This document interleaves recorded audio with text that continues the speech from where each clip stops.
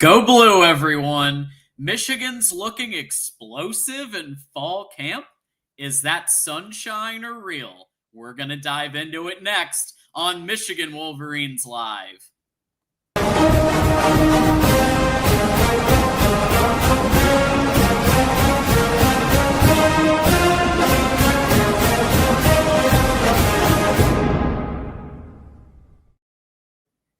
And here we go with another episode of Michigan Wolverines Live. It's episode 212 here, Tuesday, August 12th, 2025. My name's John D'Adamo, and I'm going to be taking you through the next hour and a half or so. We're coming to you live from YouTube. We're coming to you live from Twitch. We're coming to you live from X. But don't forget, we sound good on radio. Check us out on Apple Podcasts, Spotify, Amazon, and iHeart.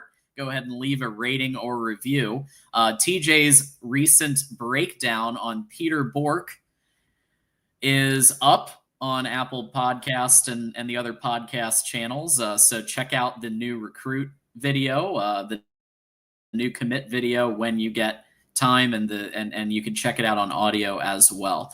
As you're joining us, don't be shy. Hit that like button. It just takes a second, and it's free. Subscribe, especially now, because we are about to hit the season. So you're going to want to be subscribed. You're going to want to hit the bell. It's only about to get even crazier. All gas, no brakes here as we get to the season.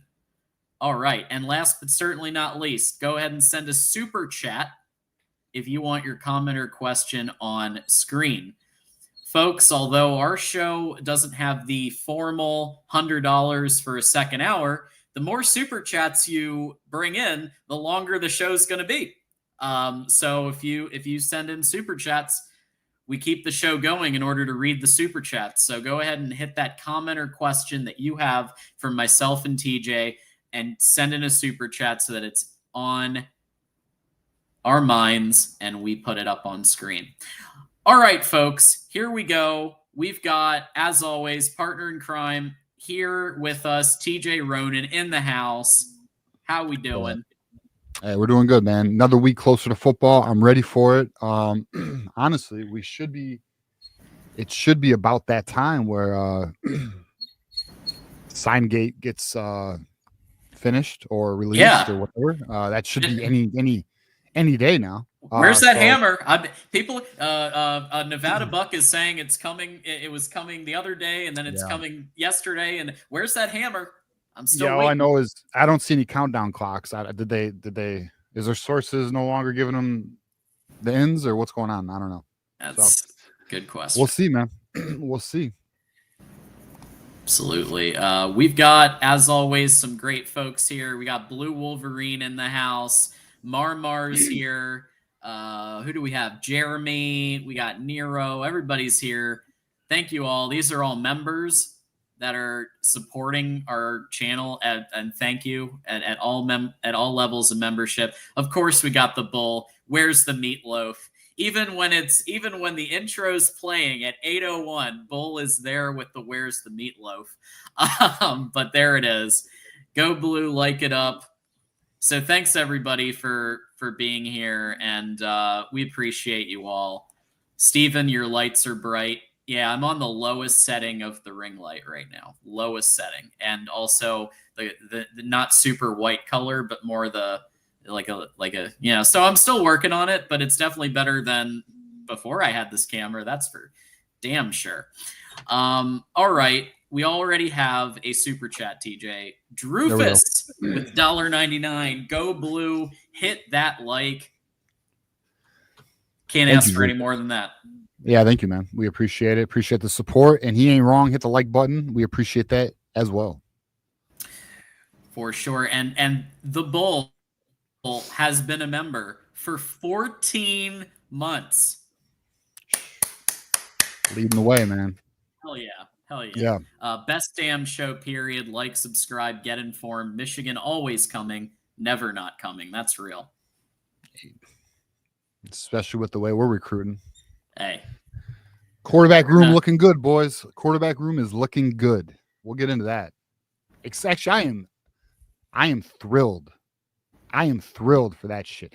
Moose, you get all the love in the world, bro. You got an emoji. You get plenty of love. You got an emoji. Yeah, There Moose you go, though. Moose gets love. We appreciate Moose. We do. Moose is an OG in this community. Moose has been around. I will tell you this: Moose has been a loyal viewer since I started not only hosting but just doing guest spots on the show and the previous hosts. And so he's an OG for sure. We appreciate you. When I do those hellos, I only get to about halfway, and then if I keep going, it's going to be 15 minutes of that, So, but thank you, Moose, for being here. JRM says TJJJ. But go blue, gentlemen. I want the info for 2026 on Savion. We're going to get there. And 2027 recruiting class because landed a top 100 QB already. Yep. And we're hitting on, and both of those are in the recruiting update. Now, there's not a lot. Because shit's kind of chill, but we do have some info on all that.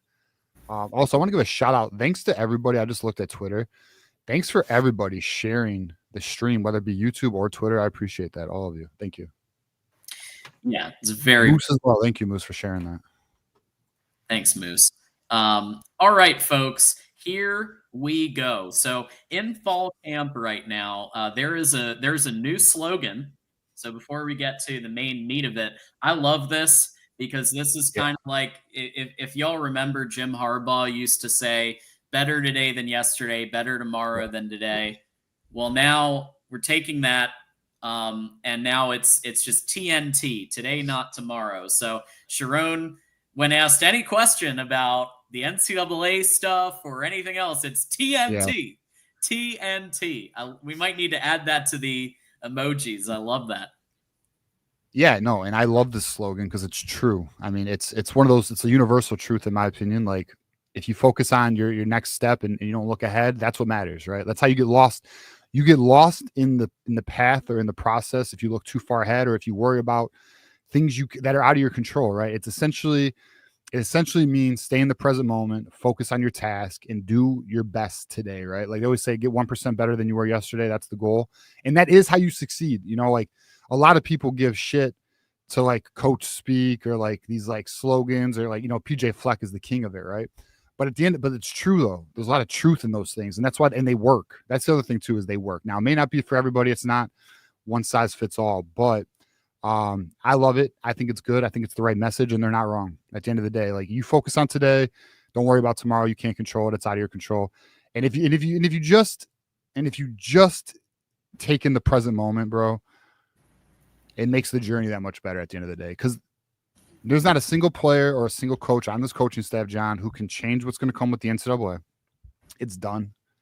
And there's not anything that they can do or they can look ahead weeks from now that is going to affect tomorrow's practice or today's practice, right? Like that's what it is. And then where it is, and we'll probably talk about it, John, the next three to four practices are about to be physical as hell. Like they're about to go at it this week. So at the end of the day, focus on today. That's what it is.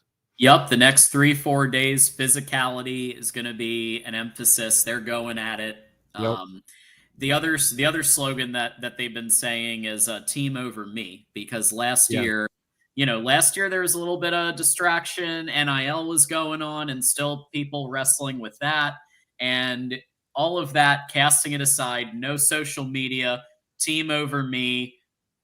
I just think I think they're Sharon Moore, from a high level, is looking at what went wrong last year and making sure that those things carry over into this year. Team culture, accountability, and team over me. So love all of this that's coming. And Michigan has arguably one of the best cultures in college football. I mean, I think it's evident. You see it in the players. You see it in the way the team stuck together at the end of the year. Like Sharon, I believe in Sharon as a leader. Like, like sometimes we debate the coaching, approaches or even his tendencies sometimes in terms of timeout, but in terms of him being a leader, he has my full faith or full confidence in that. And look, everybody's whiffed a timeout every now and then. I mean, I'm playing college football 26 now. I just got it the other day, and we all whiff on a timeout every now. You gotta do better, bro. Listen. Yes, your team depends on you, man. I would have an hour on this show of me criticizing myself if that was the case. Wait, Folks, what team are you? well, right now I'm Michigan, but I'm Okay. gonna I start with Michigan, then I branch out and I start trying to rebuild like random programs. So So I'm not we'll doing it. I'm not doing it this year. But what I like to do is start small and try and get to Michigan. But what mm, sucks is Michigan stays good and the head coaching spot never opens up. yeah. You know, It's not an easy game. I mean, it's not no. they've definitely upped the difficulty Well, from NCAA 14 for sure. yeah, and so I haven't played this year, so I don't know. But I mean, it's time consuming. Like Yeah. you got to put in time, man. Yep, absolutely. Speaking of putting in time, the coaches and players are putting in time right now in fall camp. Second week of fall camp has been underway. Now they're going into a really physical 3-4 days coming up here. There have been multiple reports, and this isn't just coming from one source. This is coming from like 10 that are saying that it's looking very positive in fall camp, and the word explosive was thrown around for both the offense and the defense. Now, I will say this: I'm right now thinking we're going to be okay.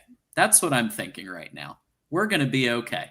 And we'll get into kind of the quarterback situation and Yeah, everything else, but based on kind of what we're seeing in camp, it seems like overall there's a step up, and in some cases major steps up in the passing game. But yeah, I mean, what's kind of your sense of what you've been looking at for fall camp and yeah, where you're at? yeah. So I mean, look, I got a bunch of stuff here, but I mean, Yeah. look, the QB. All right, so here's something I want to hit on. So Okay. Sharon Moore had his press conference, which is where the explosive thing came from. Hmm. Real or sunshine? Let's hit on that, John. But let's go through everything, and we'll kind of hit on real or sunshine as we get through it. But one thing I thought that was very interesting from Sharon Moore today is the QB will be announced the week of the game. Right.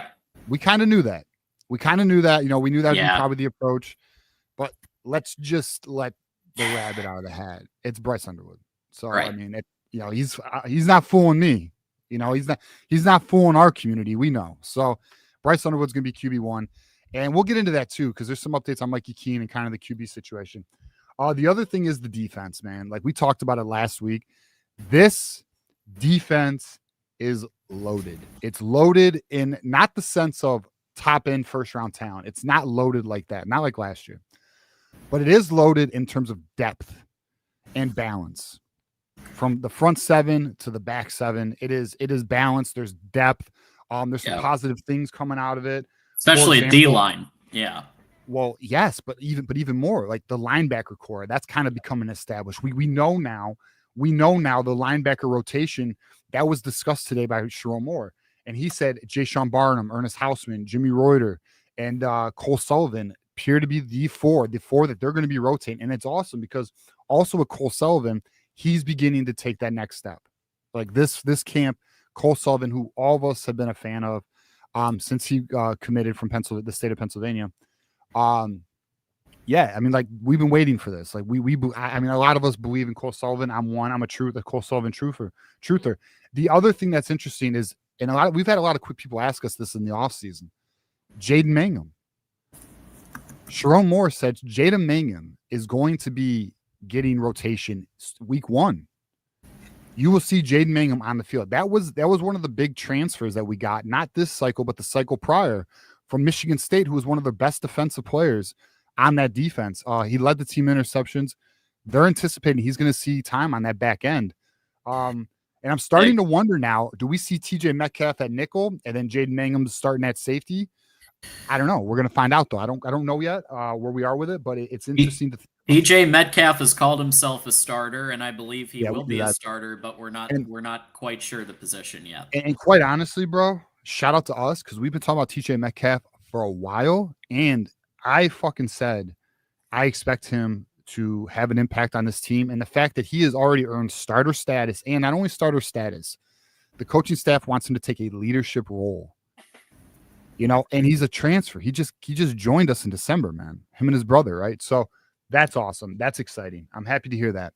Regarding the offense, John, the offensive line appears to be taking shape in some sense, right? But so Yep. there does appear to be a left tackle battle between Evan Link, Babaloa, and that's kind of where we are there. But it does appear Evan Link has the edge, which I anticipated. We've talked about this, John. I fully expect Evan Link to start the season, and it's going to be up to him to hold that position and until Babaloa is ready. You know, last year Andrew Sprague, he worked his way to that right tackle position. We could see a similar thing happen this year with Andrew Babaloa at that left tackle position. So that's interesting. It does appear that right guard is actually a battle between Nathan Afobe and Lawrence Tatar. So let's see where we are there. I do think Nathan Afobe is gonna edge it out, but we'll find out. I mean, Lawrence Tatar he joined the team in June as a transfer.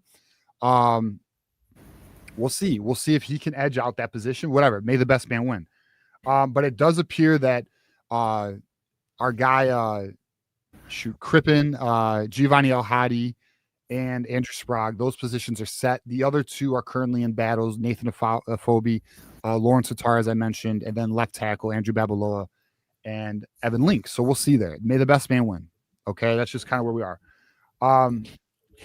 What's interesting also that Sharon Moore mentioned today, John, that I thought was interesting, because if anyone has watched our show, you know these names, because we have talked about these guys specifically. And there's one guy I really want to highlight, because I have said since he is committed, he is one of my hidden gems of the class. I've been so high on this player.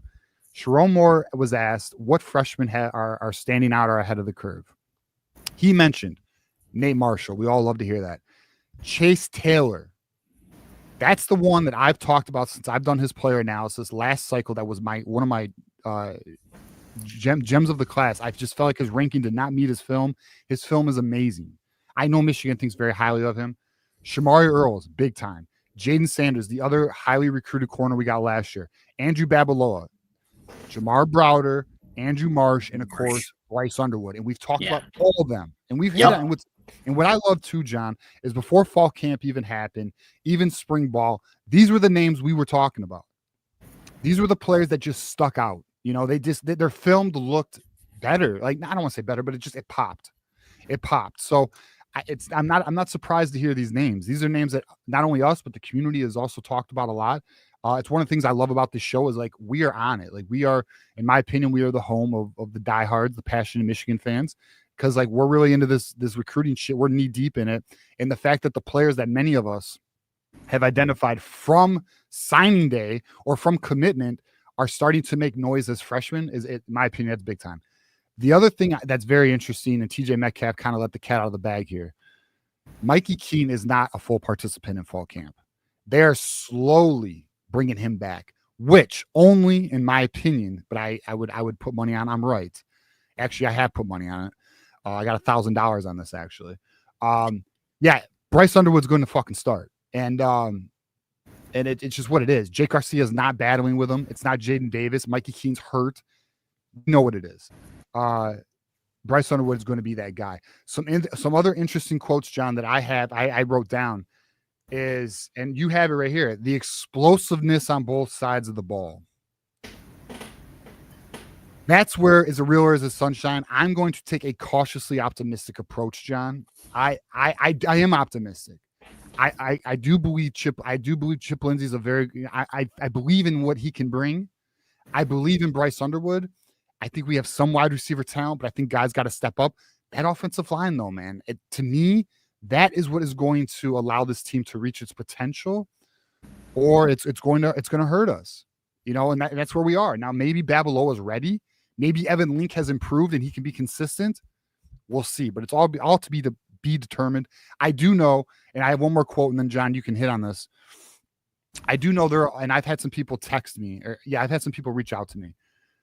There are some people, no names, who are really pumping sunshine right now. I'm just gonna take a cautious, optimistic approach. I'm not at practice, so I'm not seeing it. I don't see what's happening. I'm hearing what's happening, just like you guys are hearing what's happening. But I got this offensive line is my biggest concern because it's just not established yet. And then the last thing, speaking of the offensive line, Sharon Moore said this. This is crazy. He says the offensive line's in a good place, and he thinks it can challenge one of the best units in the country and should compete for another Joe Moore Award.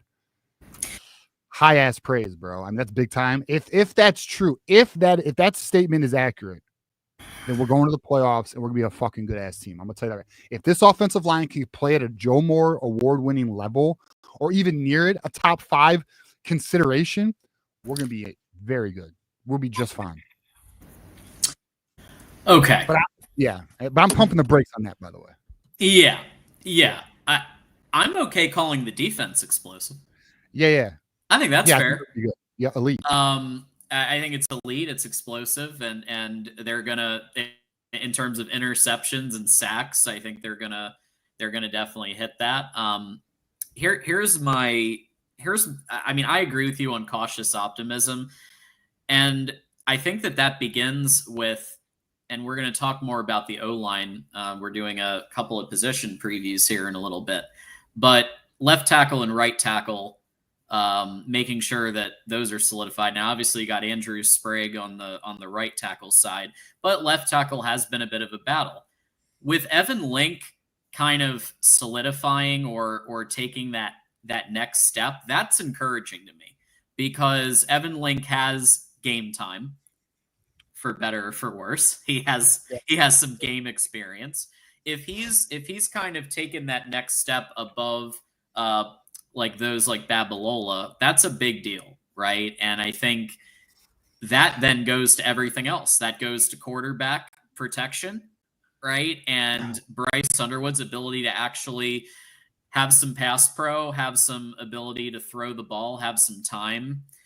That's big. Again, it doesn't have to be Joe Moore. It just needs to be enough where Bryce can have a couple of seconds to throw the ball. And you get Bryce up to the 60, 61, 62% completion with his ability to run. Yeah. Steve Dace talked about it. Wait, so 61, 62? He needs to be, yeah, something like, Steve Dace talked about it's like just a guy. He needs to be like just a guy. For his freshman year, I think that is a reasonable expectation. Yeah, he doesn't need to be a hero his freshman year. I agree. Doesn't need to be a hero freshman year. Just play your position. Get your 6-yard out route. You need 5 yards. Get your 6-yarder. Get your completions. But you have the running back core, which again, according it does seem like Marshall and Haynes are pushing each other here. And I still am going to stick with Marshall, but I'm telling you, Haynes is people are saying things about Haynes that they really like what they see. He's got more game experience. Those two are going to have a lot of time on Saturdays. Yeah, no, there's no doubt about that. Marshall and Haynes are going to lead it, but there's some encouragement with that second group, whether it be, Kapana, Jasper Parker, and Kuzdal, right? There is some, there's some excitement with that group behind them. So we'll see on that. But there's this too. We'll say on the on-3 side of things, and not necessarily that Ballas is saying this, just the things that he's hearing. It does appear that there appears to be internally excitement, and they feel they're going to have a good year, like a real good year, So we'll see, man. I mean, look, I'm still at my 9-3 prediction, but prove me wrong, please. In the good way. And yeah, I'm ready for it though. I'm excited, man. Here's the good news too. There has been no injuries, no serious injuries right now. And everything appears to be where it needs to be at this point in camp. And that's good. Apparently next week's update should be a lot more interesting, because this week, Sharon Moore said they're going to ramp up the intensity of these practices, and guys are going to start to separate. Like it is intentional to have this week be kind of a weeding out process, sort of say, right? This week's gonna, I guess, separate the men from the boys, is kind of how you should be looked at. So we'll see how the boys handle it. We'll see who rises. We'll see who falters, and I'm interested to see what updates come out as the week ends into next week. Absolutely. And before we get to a few position previews and breakdowns, we do have some super chats. So we got Caden here. So because he donated, I'm going to put it up. He's got an interesting history on Voice of College Football, but he donated $5. I'm in my final boss mode, and you two dummies are yapping about one of the worst teams in college football. It's a fact, and baddies are screaming my name. All right. Caden's fucking wild. He is a funny guy. I'll You give know him what? that. He's funny. He's an egotistical motherfucker, but he's funny. But look, bro, you're about to lose 5 straight. All right, just check the record. Just remember that. And secondly, you're about to be in for a bit of a down year, so enjoy that, buddy. All right, enjoy that. Enjoy your little quarterback controversy. Looks like he might be imitating Detective Loki here also, which we don't want. So if that's happening, yeah, that's not him. Yeah, I think that's also Caden. Hey, don't be stealing Detective Loki's fucking shit, bro. Yeah, we don't. Yeah, we need to not do that. Detective Loki's awesome. All right, JRM with the $9.99. Go Blue. I graduate from PSU in 4 days. Michigan beats OSU and PSU, doesn't win anything of any manner. Bryce has a better season than the bum Drew Aller. We are playing for the natty, gentlemen. Hell yeah. Let's go. Hell yeah, bro. Listen, congratulations. Yeah. Say hi to Andrew Olish's dad for me. Tell him, give him a go blue. Give him a go blue. Tell his mom hello. We all miss her. Respectfully. Hey, but that Detective Loki shit's kind of funny because Loki is like a man of like disguises and shit and tricks. So it's kind of funny. GT, will Kirk Barton's cellmate's hammer be bigger than Michigan's? The universe has a way of giving us what we ask for, and nobody has wanted a hammer more. Yeah, there's some massive news on this. Yeah. No comment. After reporting for 2 years on the massive penalties that Michigan will be incurring, well, he incurred some penalties of his own. That's currently the only hammer is the situation there. So yeah, I'm not gonna fucking yeah. I'm not gonna beat a dead horse. Oh, that's a terrible word there. Yeah. Bro's down, and we'll let him be down, you know. Yeah, but we appreciate the super chat. Bro, Spiro's fucking taking it up a notch, hasn't he? Yeah. Yeah. Holy shit. You see his dude, did you see his? I'm sure you did. Bro, he made such a terrible post trying to claim that dude was Connor Stallions. Did you see that? You know what I'm talking about? Oh yeah, the guy. He said that the guy who was not Connor Stallions, demonstrably not Connor Stallions, and then he tried to fucking play it off. What a hard L, dude! Holy shit! Yeah, that just goes to show you, bro, how much they don't know. They're just fucking talking. They don't know what they're talking about. He literally thought a Michigan staffer who's bald was fucking Connor Stallions. Unbelievable, bro. Yeah, I'm gonna try and find it. One of two things. It's either he's trying to stir the pot. He knows for a fact the guy's not Connor Stallions, but he's just trying to troll Michigan. No, he genuinely didn't know and thought it was Connor Stallions, which might be even worse because at least with the first one, you know, we're assuming he's got some intelligence. Yeah, here's the fucking post. He goes, exclusive. Connor Stallions walked into Lucas Oil Stadium with Jim Harbaugh and the Harbaugh family with the 2020 or the 23 Big Ten championship game. Stallions wore a handyman shirt embroidered Scott on the name patch. The ex-U of M Stafford had resigned and disgraced 29 days earlier. And then this community note wasn't even fucking there, guys. And then he posts all this shit trying to just expose, look at Stallions, Harbaugh, Sherrone Moore. He thought it was an I gotcha moment. Look at this shit. What a fucking... He got community noted. You are dedicating your fucking life to this shit, bro, and you're taking a fucking L. And then, thankfully, the community got his ass. Yeah, it's Scott Goldsmith. You know what I mean? That's one of the Michigan staff. This is actually TJ Lang. Shout out TJ Lang. But it's just fucking this is what I mean. So this is what I mean. Look at the absolute like confidence he has in this post, thinking he got us. Oh, it's Connor Stallions. He was with the team 29 days later. And it's not.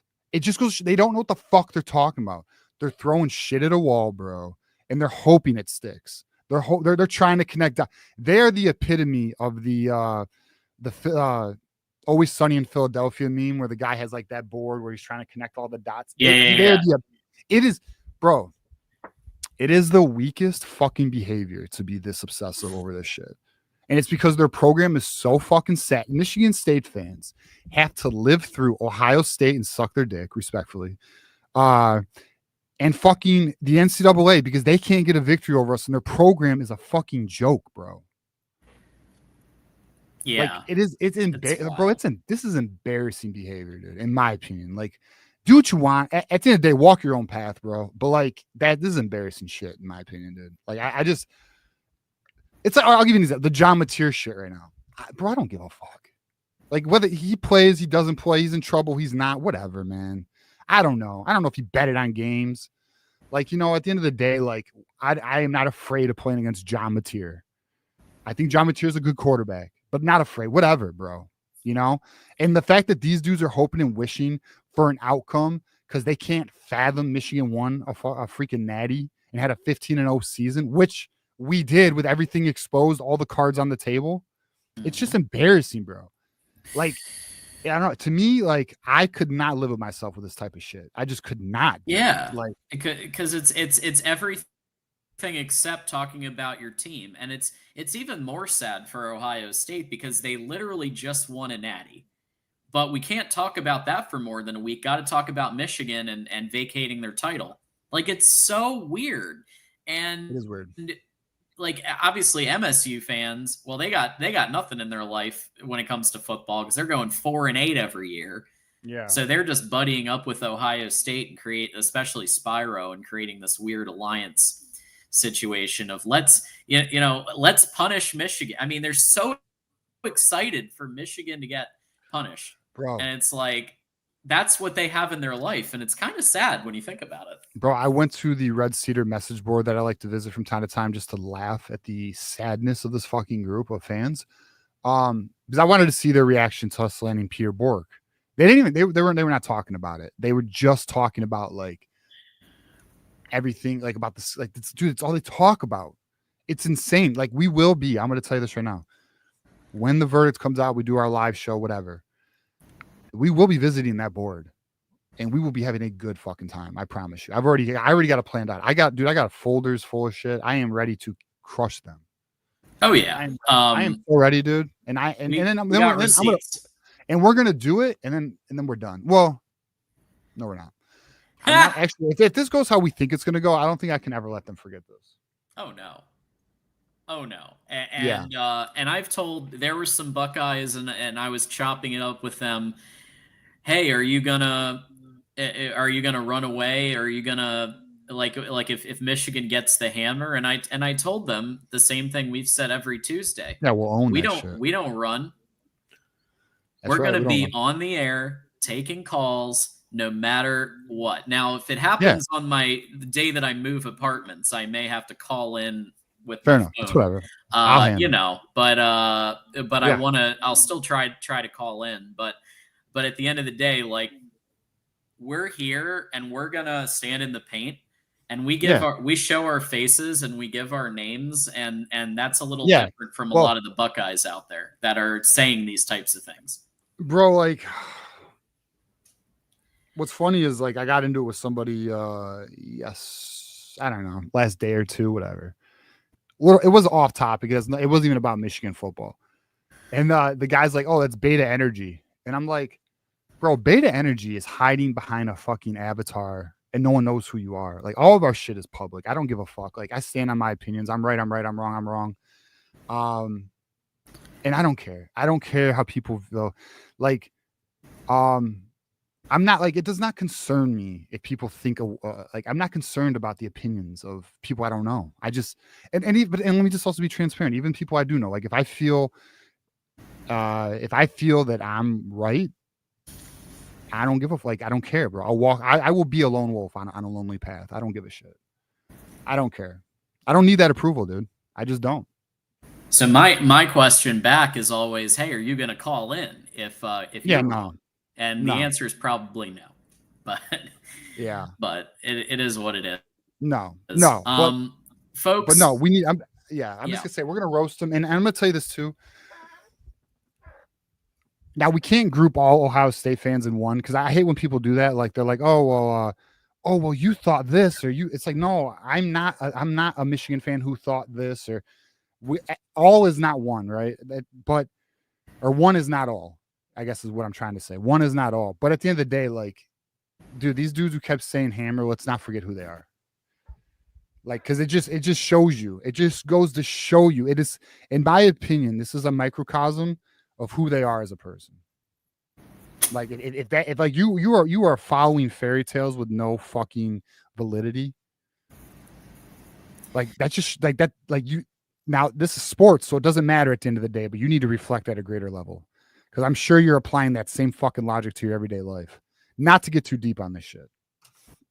It just blows me. Yeah. Yeah, it's wild. Throwing some emojis in the chat here. We do have the membership link is actually pinned right now. So if anybody wants to be a member, I've pinned the comment, so you can literally go there and become a member that way. Detective Loki's one of our members, and with the 5 here, he says they'll vanish like they did at 4 p.m. on 11/30/2025 and claim we stand in it, rain or shine. Yeah, and let's make sure we don't block the right Detective Loki. I know. I'm trying to. Yeah. Anyways, but yeah, no, I hear you, man. But see, that's the difference is I'm not running if I'm wrong. I own it. Fuck it. I don't think I Yeah. am though. I really don't. No, no, and I did debate kind of our position with Caden, who was super chatting, and just basically restated the positions and said, hey, what about this? This is so unreasonable, and we wound up agreeing on some things. And it's Bro. just like when you Yeah. actually debated on the merits, get rid of personal attacks, get rid of name calling, Or and the you actually travel. just have a discussion about it. Yeah. The reality is, we're like, if you're reasonable and looking at this reasonably, we're probably not as far apart as you think. But then we just get Yeah. into name calling and vitriol. Right. Yeah. And Detective Loki, this year, I know you want a 2024. This year it'll be the 29th of November. 29th of November. There it is. Yep. Thank you, Moose, for posting that. Yeah, if you want to become a member, obviously now is the time with the season coming up. You're going to want all of our insight and analysis and the members only streams and all of that good stuff. Okay, let's get to quarterbacks. So obviously, position previews. It's fall camp. People are making plays, but I will say one thing. Isaiah Holt pointed this out, that what they're trying to do is maybe divert some of the attention away from Bryce Underwood. You know, when asked about Bryce Underwood, maybe they say, Sure. "Hey, Jaden Davis is doing really like Jaden," Yeah. Yeah. you know, or they're trying to like divert Yeah. it. Yeah. They're not anointing Bryce Underwood publicly. Yeah. Yeah. And they should. Go on. Yeah. And I agree with that. Yeah. You keep everybody in the family, right? But Yeah. as you said earlier in the show, folks, Bryce Underwood's your starter. Bank on it. Yeah. Go to the bookie. Whatever you want to do. I don't want to encourage anybody to do anything, but like Bryce is starting, folks, and the Yeah. reason is because the only other quarterback that could have contended was Mikey Keene, because of his injury and because they're still easing him back as of now. He's not full go every day. So they're easing him back in. I do think he's going to get QB2, though. because I think he's going to get QB2 because of his familiarity with Chip Lindsey's system. And all of that. But anyway, so you've mentioned Bryce starting obviously a couple of times, but like what makes Bryce Underwood such a factor compared to the quarterbacks that Michigan had last year? What are some of the things that we can expect to see even in game 1 and 2 if Bryce is the starter? Well, the biggest thing, and it's a non-tangible, is he's an X factor. He's undeniable. He's special. He's got it. So that is not coachable. Secondly, he's a physical specimen, generational talent. Like, for example, when Brady Smeagol and our newest quarterback addition, Peter Bork, get to Michigan, they're both going to be older than Bryce Underwood. The kid is 17. Yeah. He's 17 right now.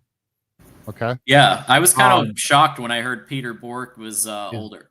Yeah, he's older. He's older right now. Yeah. He's older right now than Bryce Underwood.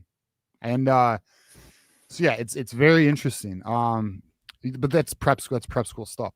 But I mean, look, outside of the arm talent, the mobility, just the professionalism to his craft, he's just that guy, bro. At the end of the day, like, it is just undeniable. That's like the word I use for him, and because I said it all fall or all off season, like, for him to claim that starting role, he has to be undeniable. And he is. Like, now what the coaching staff is trying to do is you don't want to put you really don't, but it's going to happen. You don't want to put the weight of the program on a 17-year-old shoulders.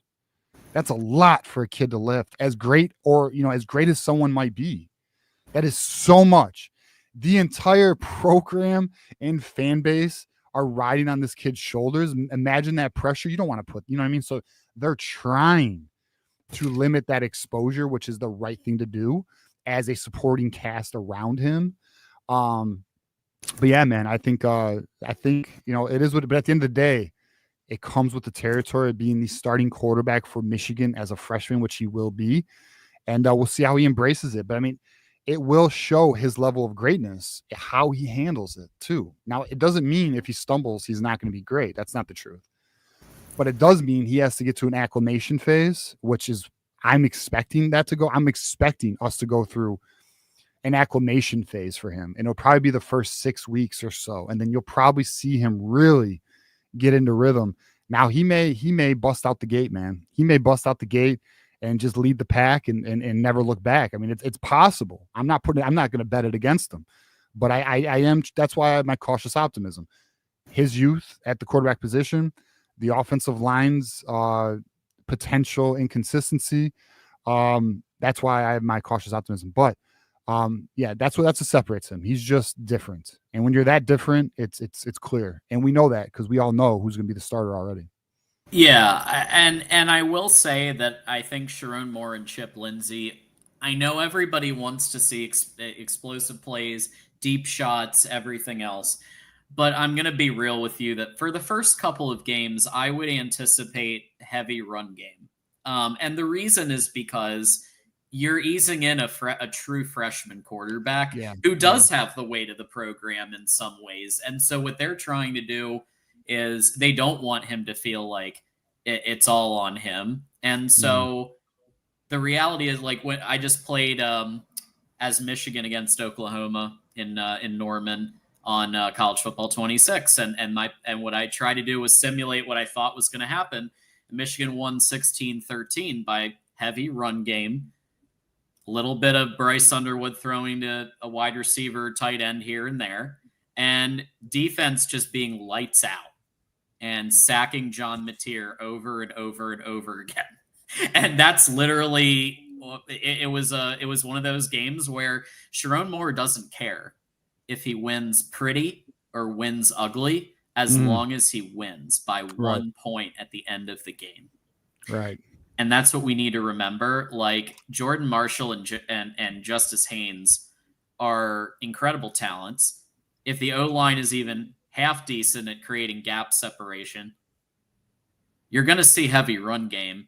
And that's a good thing. It means Bryce Underwood doesn't feel like he has to, Caleb Williams Superman every single game and every single play. But the difference from last year, TJ, is that if Michigan does need some help, they're not screwed anymore.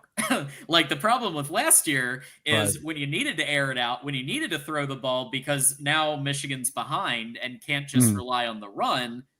Well, now Bryce does have the ability to at least throw the short, medium ball or run it for 5 yards to get a first down.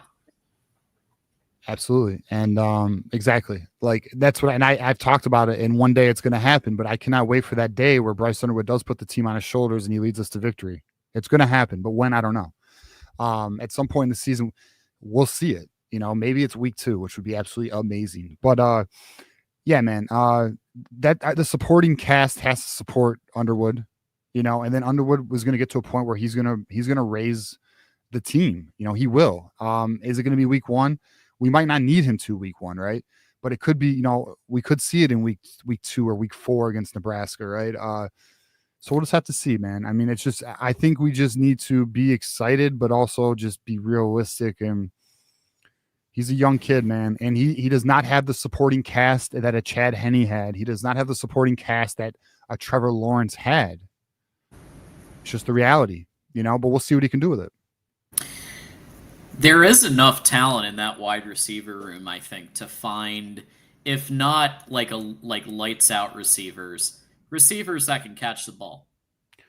This like wide receiver room, go on. Six players, I think, could be in that. That I'm thinking of 6 in particular that I think will be there, and we'll talk wide receiver later. But like, I think in terms of quarterback, you just need to find enough people who can catch the ball 5-10 yards, right? And just start there and then go to your deep shots.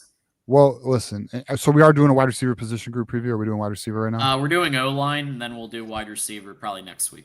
All right, then let me just hit on wide receiver. All right, so then, look, man, the additions of Donovan McCulley, Anthony Simpson, Jamar Browder, Andrew Marsh has already upgraded this room than what it was last year. It's already more talented than it was last year. You have Chip Lindsey now, and you have Bryce Underwood. We are already in an advantage to what we were last year. So that is why, if you look at these polls by not only the AP putting us at 14th, which is actually not in the notes, we probably should have talked about that, but we got the AP putting us at 14. You got people like Joel Klatt putting us 10th or 11th. You got a lot of people are very high on us, anywhere from 10 to 15. I've seen us ranked. I think 15 is accurate. But yeah, I mean, we should be in for a good year, man. I really do think it's gonna be a good year. I do think it's gonna be ups and downs, though. I don't think it's gonna be. I guarantee there's gonna be a game this year where people are gonna jump off the bandwagon and they're gonna be all doom and gloom. And we have a young team. It's gonna happen. I do not expect Michigan to look great every single game. This is a year of growth, but it's not a rebuild year. I'm not letting that excuse happen. Like, there is a standard that needs to be met here, but there's definitely going to be some growth, some learning curve for these younger players, man, whether it be the wide receivers, the offensive line that Babaloa comes in, or even Bryce Underwood himself, you know? So it's just what it is, man. The rebuild year was last year. Right. Last year was your rebuild, your 8-5 year. That was enough. Now let's go back to the playoff. None of us will accept. Most people won't accept anything less than 10 wins, but I know none of us are accepting anything less than 9. I'm not. It's true. Yeah, we're going to be, I will say, I mean, I'm going to call it like it is, as I always do. Like, if I see improvements, I'm going to call them out. If I see areas where there's opportunity, I'm going to call it out. That's just how we're going to roll. Yeah, absolutely. Okay, we've got some additional any final thoughts on quarterback here? Yeah, it's really Bryce, respectfully speaking, it's Bryce Underwood and everybody else. I mean, it's just what it is, man. Everyone else's insurance policies. I do think Mikey Keene's a good backup, but he's injured right now, so it is what it is there, you know. Absolutely. And I do have Jake Garcia ahead of Jaden Davis. It's nothing personal. Jake Garcia, though, due to his experience, I think that in a game situation where they need to go to a quarterback, I think they're going to him over Jaden Davis. That's just the reality. I think they'll go with the experience. Yeah, I agree. Thank you to Marmar, who's been a member for 8 months. Ocho, appreciate you. Junior has been a member for 6 months. So thanks everybody who's a member for any amount of time. Means a lot. If anybody wants to join them, we got the link right. It's actually pinned. And We did add him. Yep. Darshawn Nash has become the newest Leaders and Best member. Thank you so much, Darshawn, for joining. Yeah, man. It's a perfect time to join and become a member right before the season. Yeah, welcome to the community, brother. Let's go. Yeah, hit refresh, enjoy your emojis. Have a good time with that. Scott, with the 5 teams, will load the box to stop the run to see what Bryce can do. I believe you, Scott. Good. Yeah. I fully, and you know what? Let him, because that's where Chip Lindsey's going to get creative. That's where you get the RPO action going, and you could fucking get a team getting aggressive against the run. With the RPO, you should be able to set them or make them honest, right? I think Michigan's going to be able to have enough balance to where defenses are not going to be able to load the box like that. I will say this, though. It really does come down to this offensive line. Yep. The offensive line has to allow time for these routes to develop.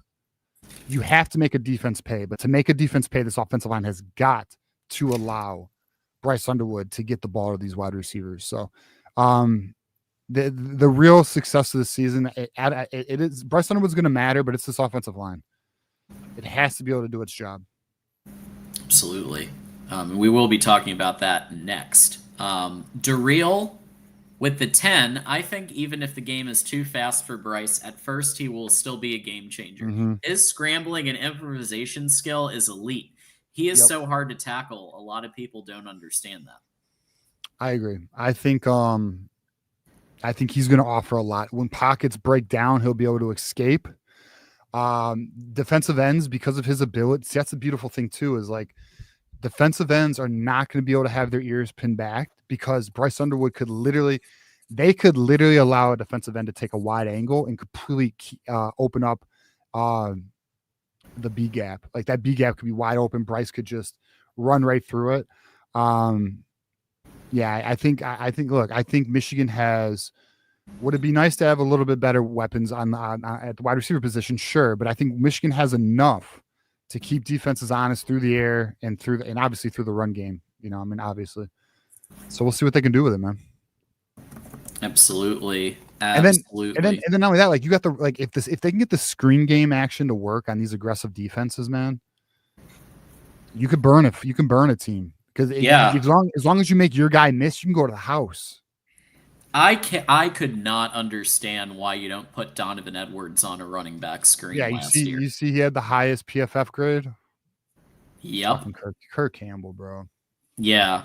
He's at the New York Jets. I know. Undrafted. Wasn't he undrafted? I think he was. Either undrafted or 7th round. Maybe 7th round.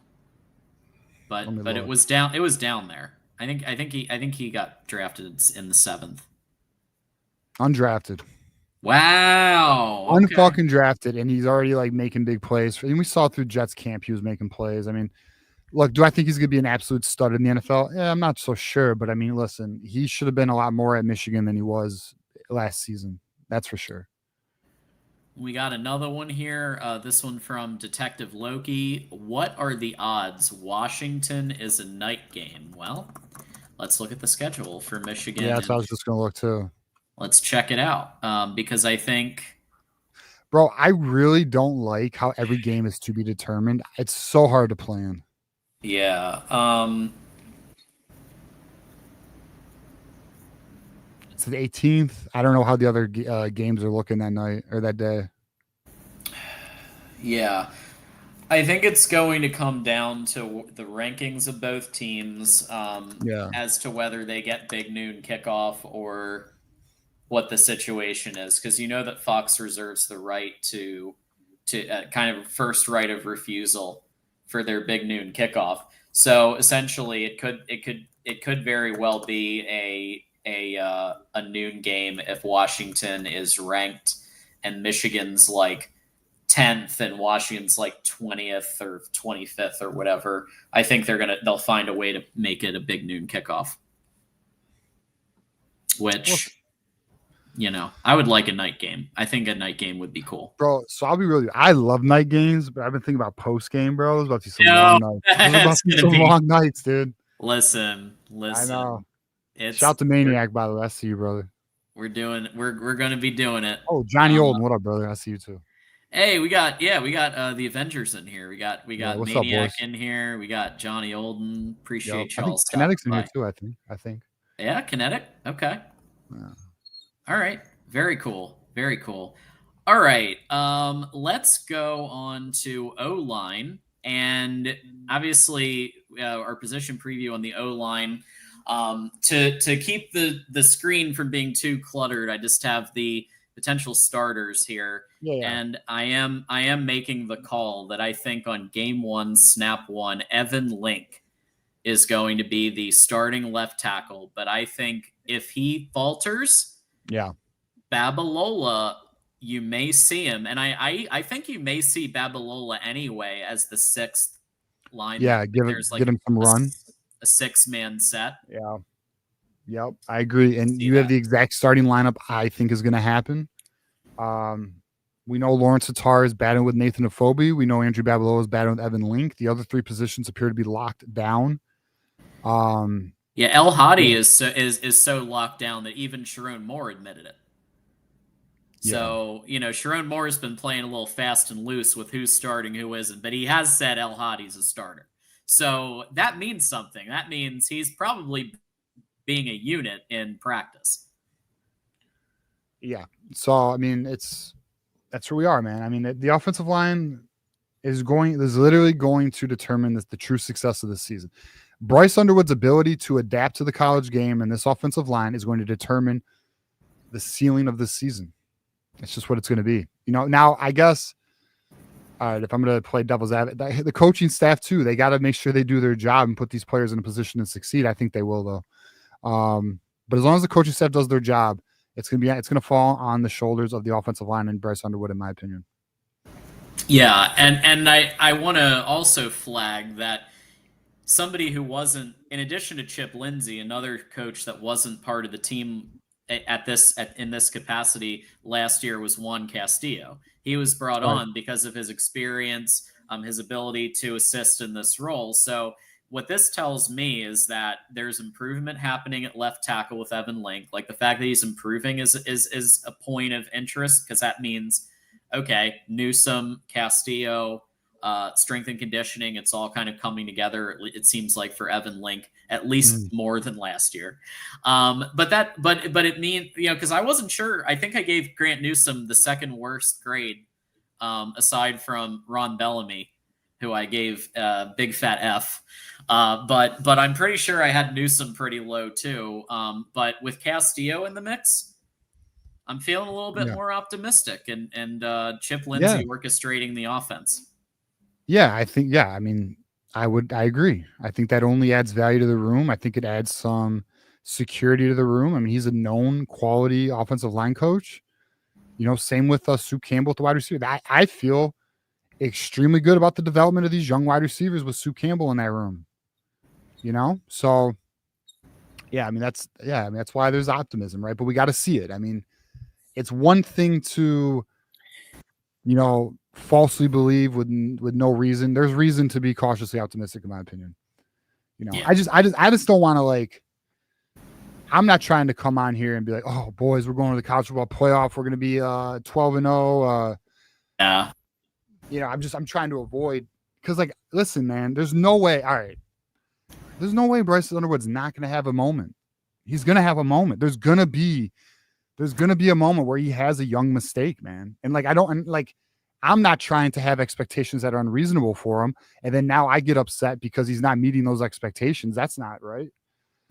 So I think he's going to thrive. I think he's going to do well, but I think we just got to be mindful about it.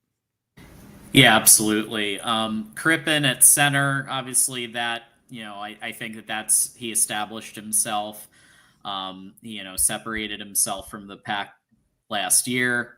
And I think he's the right decision at center. Right guard of Afobe, that's a battle still. And I'm picking Afobe based on experience and based on time with the team, and I think it's close. I don't I think it's going to come down to probably the last week, and then but I do think he is going to be, again, game one, snap one, your right guard, Afobe. Yeah, I agree. And so just so everyone knows, like where do I stand on this offensive line? I feel good about right tackle. I feel good about right guard. I think Nathan Afobe is ready. I think Crippen's going to be fine. I think El Hadi is going to be ready. That's his natural left guard position.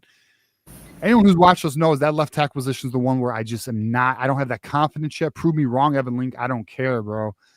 Be an all Big Ten player. That's like I would love that. But that's it. And now left tackle is the most critical position on that offensive line outside of center potentially. But yeah, man. So we'll see. That's where we are, but the good news is, here's the good news. Even if Evan Link stumbles, we got a 5-star phenom behind him. Let's also not forget there's a player by the name of Ty Haywood. You know what I'm saying? Let's not forget about that 5-star either. Okay. Yeah. There's also Blake Frazier who's nipping at the heels of some of these guys, right? We got Lawrence Attar. There's Jake Granero, who's a big time center prospect. I think he was the third best, highest ranked center coming out of high school. He's playing behind Crippen. So there's depth here, man. The offensive line has depth. Luke Hamilton's in the room. And there's some other guys too. Like, obviously we got Caden Strayhorn, Avery Gash, Ben Roebuck. There is Brooks Barr. There Avery Gash. Yeah, I said Avery Gash. There's some guys in this room though. Some of these guys got developed. They need some more seasoning, but there's a lot of potential. A lot of potential. A lot of excitement for the future too. The young offensive line with Sprague, Haywood, Babel. I mean, like, to be honest, the makings of an elite offensive line are already in this room.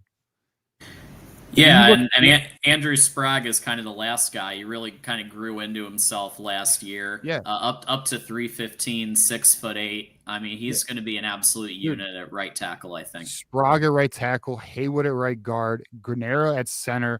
You got Babaloa at left tackle, potentially Blake Frazier at left guard. Maybe Luke Hamilton, maybe a Ben Roebuck. I don't know. Left guard's the kind of one where we don't really know. But the path to a dominant offensive line is in this room already. So that's what's good to hear. That's what's good to see. Absolutely. Might be Malachi Lee.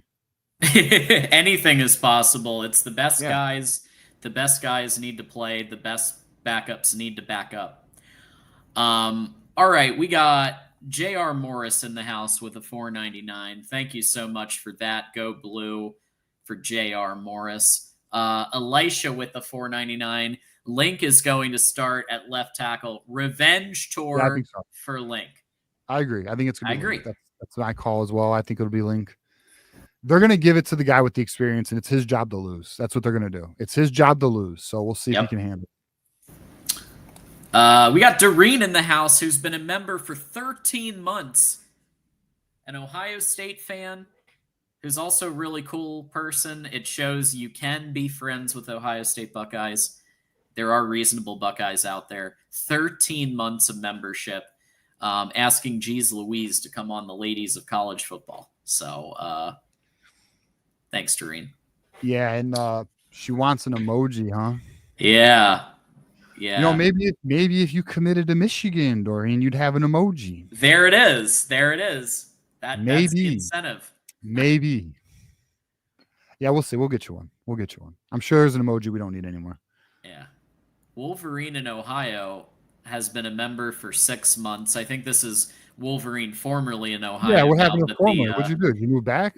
Well, no, the YouTube's been messing with the screen names. So now everybody's full screen name with the @ and then the I don't understand why YouTube you have a name and you have a handle. What the fuck is that? Is it just because it's a social media thing to do? Like, it's annoying.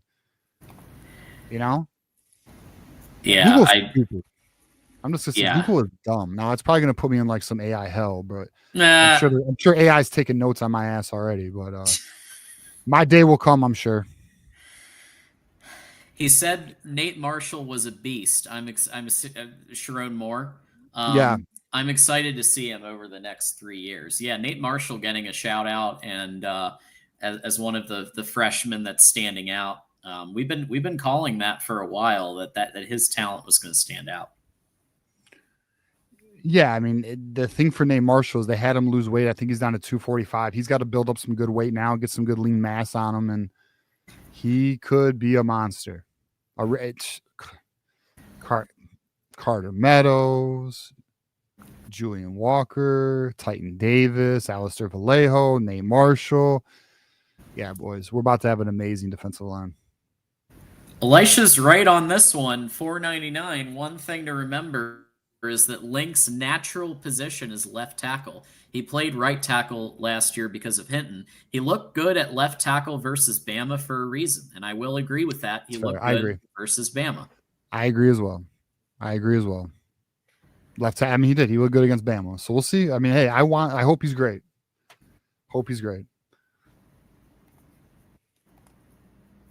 Another one, DJ Khaled, 199. I feel Mangum and Hillman will be your safeties.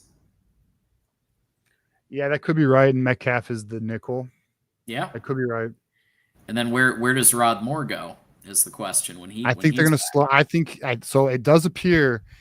He's come into play. I mean, everything everyone's saying is he's going to. I think they're going to ease him into it, though. I don't think they're going to rush him into it. So I think maybe you'll see him as the season progresses. It might be week 3, it might be week 5. I don't know. Yeah, and Wink is good. Wink is really good with rotating people. So, like, you could very easily see him in the rotation, like week 2, week 3, and play a little bit, see how he does, and then add some more reps. But I think he's going to be the game 1, snap 1 starter on a position. No, but I agree with you. I think they'll ease him in and they're going to rotate him in where it makes sense. Yep. Which is a little bit unfortunate because Rod Moore notably was the quarterback of the defense in the 2023 season. Rod Moore was an amazing find. A 3-star from Ohio. Came in as a freshman and just took the freaking position, dude. Like that is a coach's dream. You know? I really wish I want him back. I need him back, bro. He's a great player. Absolutely. And in any capacity, it'll be great to have him. Elisha with the triple. Wow, we got a triple play here from Elisha Bowman, 499. Friday night watch party for MSU versus WMU on next Friday. The spread is -18 MSU. And I do not think MSU will cover. I'm not a believer. Bro, is college football next week? I think it is. Week 0. That's absolutely wild stuff. I know, man. I'm just learning. Oh no, yeah, I know. It makes sense. So not next. So basically, 23rd. Well, there's a game the 23rd. There's a game the 23rd. So there's Iowa State, Kansas State. That's the game to watch. And yeah, Stanford, Hawaii. I don't know. Those are always fun. So yeah, there is a game next Saturday. There is Iowa State, Kansas State. That's actually a good game. And then you got Idaho State, UNLV, Fresno State, Kansas, Sam Houston, Western Kentucky. UNLV is going to be interesting. Alex Orji. Oh shit, bro, we got to watch that. But do you know what's crazy? Big debut of Alex Orji. That game's not on national TV. Every other game is on national TV. That one is not. Oh, is it on like Peacock or something? Nothing. It has nothing listed. So Iowa State, Kansas State, ESPN, Fresno State, Kansas is Fox, Sam Houston and Western Kentucky is on CBS Sports Network, and then Stanford, Hawaii is on CBS. They definitely show that UNLV game on like ESPN too. And then let's see, when's the Western Michigan State? So that's the 29th. That's a Friday. So that's 2 weeks. And then we got our game. What time's our game, John? Is it like 8 or some shit? What time's our game? The first game, the night game, is I believe 7:30 versus New Mexico. Yeah, 7:30 NBC Peacock. Yeah, what? It's Peacock? Motherfuckers! All right. Well, I guess I gotta be a pirate. Peacock only. It says NBC Peacock. Remember when we played East Carolina? That was only on Peacock. Yeah. Well, then I guess TJ will be using some websites. And I don't give a shit. Not that we endorse any particular method of watching Never. content. Would We'd never never do that. condone that. Never. Please don't sue us, YouTube. Okay. Bearded Barbecue 3807 499 says, "What's going on with CJ? I thought he really wanted to come to Michigan. What happened?" He did. You're talking about CJ Sadler. Yeah. He did, Yeah. man. It just outside of his size, which Michigan found their slot receiver early with Jalen Pyle, and they locked in on him. And then there were just other things that did not make him a fit for Michigan. Yeah, I'll point you because you are a member. I'll point you if you're in the those who stay tier, Connor Stalions tier. I don't know off the top of my head, but we did do a members only show where we went in more detail on it. But out of respect for the family and kind of his process, we're not going to mention exactly. But if you go to the members only shows, we did talk about it. All right, Wolverine Warrior, what's up with Ty Haywood? That is a good question because we didn't hear anything the last couple of days about Ty Haywood, but there was some smoke last week, and there were some mentions of Ty Haywood last week. So yeah, no, he's as a freshman, he's doing well, but he's got to acclimate. He's gonna. It's going to take him a year probably to get to a point of competing for a starting position. I'd be interested to see if they put him in at the end of games this year, But I expect them to maintain his red shirt, so he won't be played more than 4 games. No need to waste his red shirt. No need. We got Matt Miller. Pull up UNLV roster. It's literally last chance you. Dude, something crazy is I was actually I was talking to a kid who played for he was coached by coach JB Brown, man, from Last Chance U at Indy in Kansas.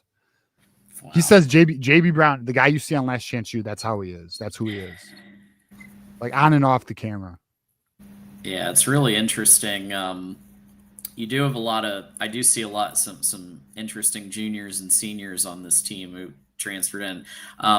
One thing I'll say, Dan Mullen, he knows how to coach.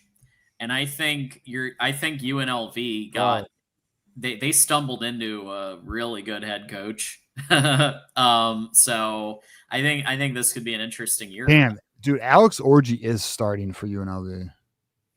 Well, and they're probably going to watch him run more RPOs and option. Bro, and watch stuff him that ball actually the fuck out. Wouldn't that be hilarious if he just balls out? Well, it'll show how bad Kirk I hope Campbell he does. was. I hope he does. I hope he does.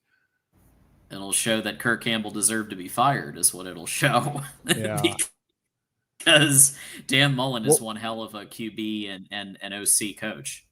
What's interesting, too, is like Dan Mullen was looked at for the offensive coordinator position. He chose to be a head coach. Michigan was looking at him. Yeah. I was kind of I mean I had him as my I really liked him. Yeah, that was the dream. That was the dream get. Chip Lindsey kind of came out of nowhere, if I recall. Yeah, kind of. He just became available, and then he became part of the rotation of kind of what we were speculating. But very interesting stuff. Nick says Bork's NIL is in ounces, not dollars. Considering the kid's still in high school, I'm gonna leave that alone. Yeah, still in high school. Of course he is. Nick would know. Nick as the recruiting director. Yeah. The chief of Michigan let's specify of Michigan at the Voice of College Football. Yes. Not related to the actual football program. The chief fun officer of Michigan at the Voice of College Football. Yeah, Michigan. That's his title here. For sure. Well, anyway, thank you everybody for the super chats, and we are now officially up to date. I do just want to remind everybody, you can sponsor Voice of College Football by going to sponsorships at vocfb.com and check out our new website at vocfb.com as well. Okay, so speaking of Peter Bork, and I don't know if I mispronounced that or not. Someone in chat will tell me. No, it's But Bork. Bork, number 7 quarterback according to Rivals in the country for 2027. Peter Bork commits to Michigan. TJ, I know you've done a video on this, and we do have it on audio too on podcast. But do we have his huddle tape, John? We do. I'm about to load it up here. Okay. Yeah, man. Look, I am in love with this kid. I am in love with Peter Bork, man. Michigan landing this kid for the 27 class. If you need me to pull it up, I can, John. Yeah, well, I have it up, but for whatever reason, it's not pulling. Yeah, I know. I've noticed that lately. Here, let me pull it up. I'll pull it up.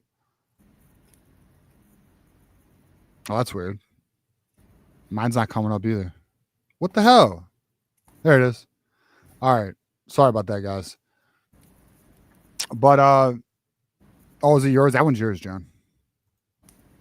All right, anyways, let's keep moving. All right, anywho. All right, so Peter Bork, boys. This is an insane get for Michigan. This is insane. Why is it insane? Michigan made this happen when his intentions were not to commit this early in the process. He committed this early in the process because Michigan went and got him. So for everybody who's concerned about NIL, please just be patient. Michigan is putting the money where they want to put it, establishing cornerstone players and landing kids like this. Bork, and all right, I'm a fan of, so let's just put this out there. I'm a fan of Brady Smeagol. I like Brady Smeagol. Brady Smeagol is a very good prospect. Peter Bork is an elite prospect. I am going to stand on the hill right now, and whoever wants to join me can join me. Peter Bork is going to be the quarterback after Bryce Underwood. I'm going to call that. I can see it very easily. Because if you look at the film, that one thing I want to point out, and then I'll let you keep going, but if you notice, these receivers are not getting a ton of separation. This isn't like a situation where you've got all these wide open receivers everywhere. So he's learned to thread the needle against well-defended. So you've got well-defended receivers. He's still threading the needle and getting the ball in their hands. That's something that I think lends itself to following Bryce Underwood.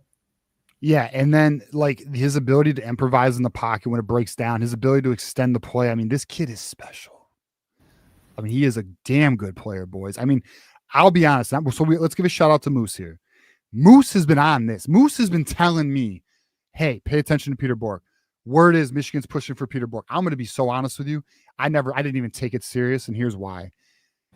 Because here's what I knew. I knew Peter Bork was intending to not make a decision until later in the fall. He wanted to go through all of his visits and make a decision later, like potentially December, like later, like after the season, that type of shit. Okay. I knew Michigan was pushing for Malachi Zeigler. They were in conversations with Malachi Zeigler. It was heating up. It was progressing. So because of those two bits of information, I didn't even think this was a possibility. But then when Michigan made an aggressive move, and apparently this really got serious on Friday. Friday's when it essentially became like a thing. Like essentially he committed to Michigan. That's and then the news over the weekend with all the crystal ball predictions and everybody kind of the buzz and the word and it was just obvious we were getting Peter Bork on Monday morning, which we did at 10:30 in the morning. We got this kid, Michigan. This is what I would call a chess move and a power play because Michigan made this kid an offer he could not refuse, got him to commit early, and now he's going to help build that 2027 class, which is elite for wide receiver talent. That alpha wide receiver that we've been craving for, we're going to get in 2027, and this kid's going to help us get that. But yeah, man, this is major. It actually amazes me, and it might be because he's a 2027 and we're in 2026. It amazes me the lack of hype I am seeing on social media over this. This is as big as getting a JJ McCarthy. There is not enough hype around getting this kid in this class. The quarterback room at Michigan has just been secured all the way to 2030, boys. Like that needs to be appreciated and recognized, and it's not. And I think it's just because I don't think people realize the reality of what this kid can bring to the table. And I am putting that, and I am putting that type of expectation on him. This kid's special, boys. I'm not even kidding. This kid is very special. Yeah, and so special that he had schools like Georgia Yeah, after Penn State. Penn Penn State. State, Georgia. He had all the top schools. This kid was so highly sought. I just did not think this was possible. Because here's another reason why. Because Donald Tabron is 2028. He is expected to be a 5-star. He is expected to be a 5-star. And he is being mentored by Bryce Underwood. And he's been here a lot. There's an expectation Michigan should. Now we're not guaranteeing anything, and it's not done. But Michigan's the heavy favorite right now, this early in the process. Then you added Brady Smeagol in 2026. You have Bryce Underwood. This is a very full room, but this kid still came with an accelerated timeline because it was not the expectation for him.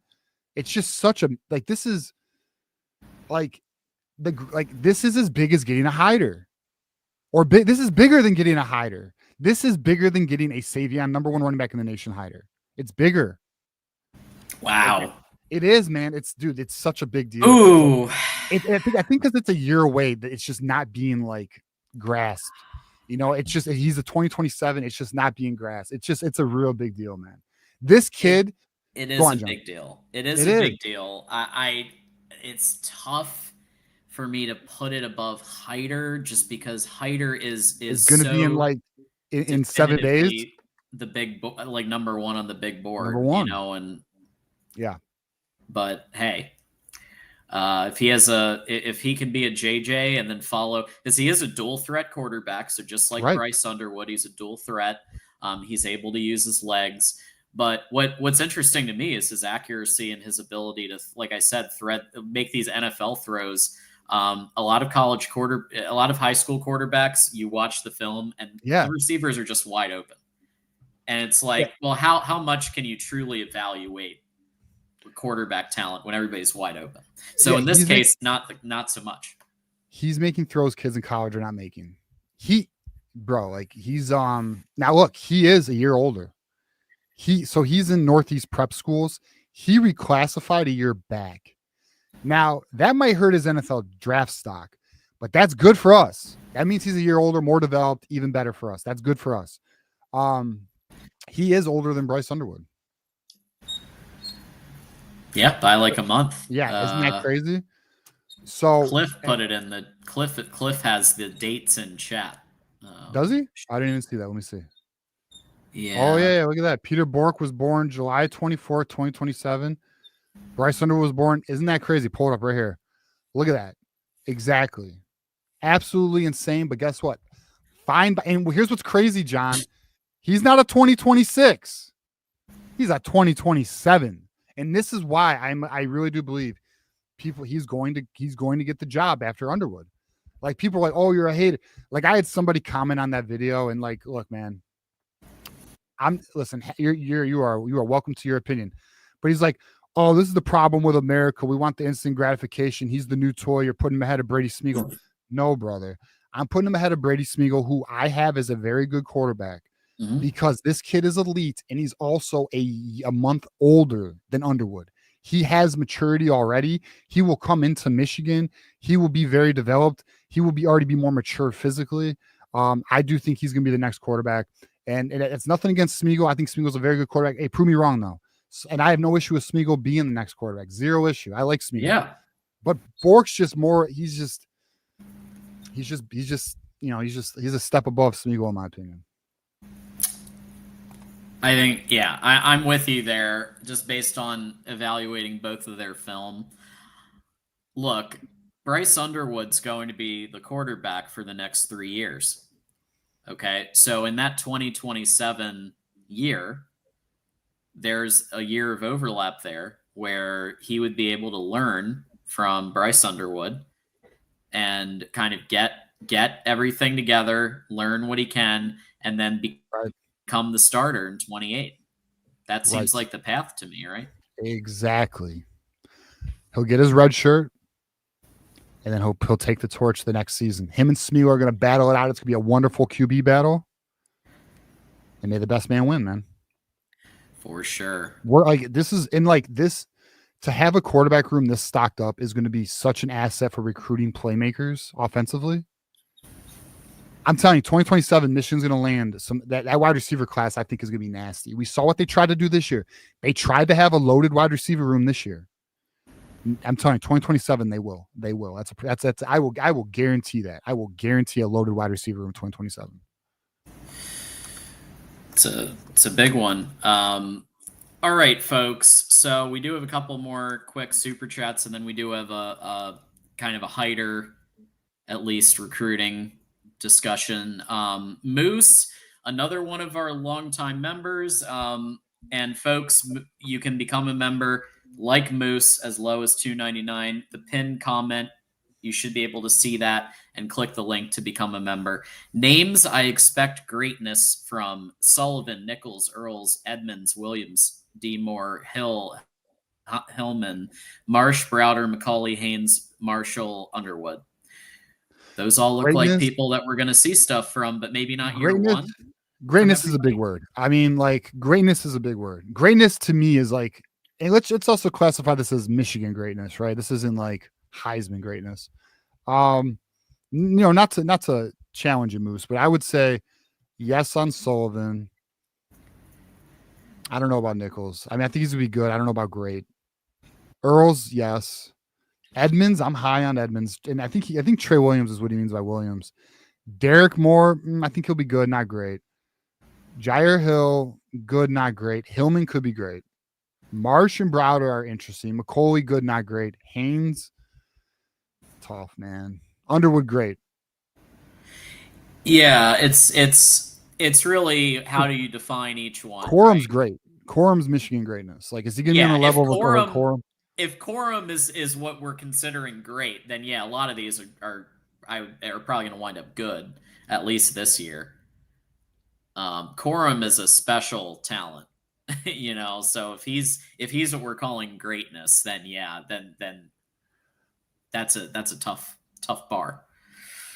I could see Underwood and maybe a couple others getting up to that, but that's tough for this many. So this is Michigander here. What is the news on Elijah Haven now? Wait, this is Michigander? Yeah. This is dumb. I don't even know that's Michigander anymore. All right. He's Florida, trending Florida. So Florida is likely gonna get him, which is fine. We're good with Peter. Peter Bork is more polished than Elijah Haven. Elijah Haven's a project, like, high upside, but he's got a lot of work. Bork is a more polished quarterback right now. Absolutely. Elisha's back. Donovan Edwards giving Buckeyes PTSD last Sunday. I saw that. He was looking good. Yeah, the word was the Ohio hotlines were at a peak over the weekend. A lot of they're going through some hard times there, Elijah. Yeah, that his big run got called back, unfortunately, which also is sounds about right given how many times Michigan gets screwed by refs kind of intervening and calling back really good plays. But Donovan Edwards already showing out in the NFL. Yeah, this YouTube shit's weird, man. Michigander coming back. Peter will be 20 when he finally comes to Ann Arbor. Exactly. He's not going to be 18 or 17. That's what I mean, bro. I'm telling you. Wow. I'm the only person I know who made that claim publicly. I'm making it. I stand on that hill. Join me on the hill. It's Peter Bork. He's next. Calling it. I'll tell you what. Yeah. Coming to Ann Arbor being 20. Yeah, it's crazy. You're already almost drinking age. I know. That's the first thing that came to my mind as well. Oh, man. Well, let's just be honest. He's drinking anyways. Well, let's just be honest about it. He's getting in the bars. It becomes a lot easier. It becomes much easier. Yeah, when you're a stud quarterback. Yeah. Kane Falarka with the $4.99. Every year they do a coaches rankings. What are your opinions on Sharon Moore's ranking? High, low, just right? Well, it depends what ranking. What ranking specifically? I've seen some rankings where they got more ranked in like 12, 10 to 12 or 10 to 15. Is it so fifth? So in Big Ten, CBS Sports Big Ten coaches rankings, 15th out of 18. Yeah, Big Ten head coaches, which I do think that I feel like that's low. I mean, I don't think it's that Here, pull up low the list. Pull up given. the list. Let's look at it. Pull up the list. Uh, let's see.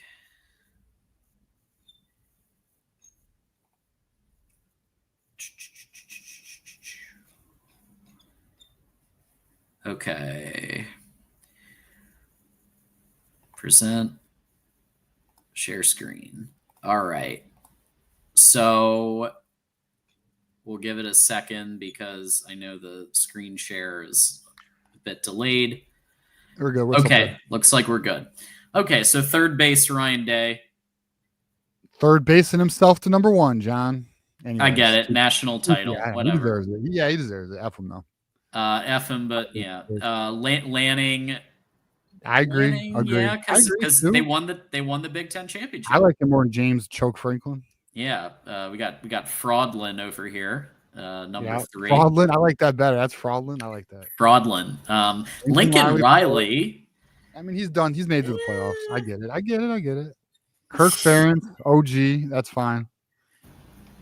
Kurt Signetti Signetti. at 6. Okay. Hey, I'm a Signetti truther. I've been telling you guys. Trust your boy. Listen, Continue. he wins. Brett Beam, I agree with it too. As much as people don't like Brett, he's he don't like Michigan, but I agree with it. I agree. So far, I'm fine. Okay. Flex interesting at 8. Yeah, that's interesting. I don't know. That's high. I That's don't agree really with that. high. Matt Rule, I don't know if he's done enough either to Not in Nebraska.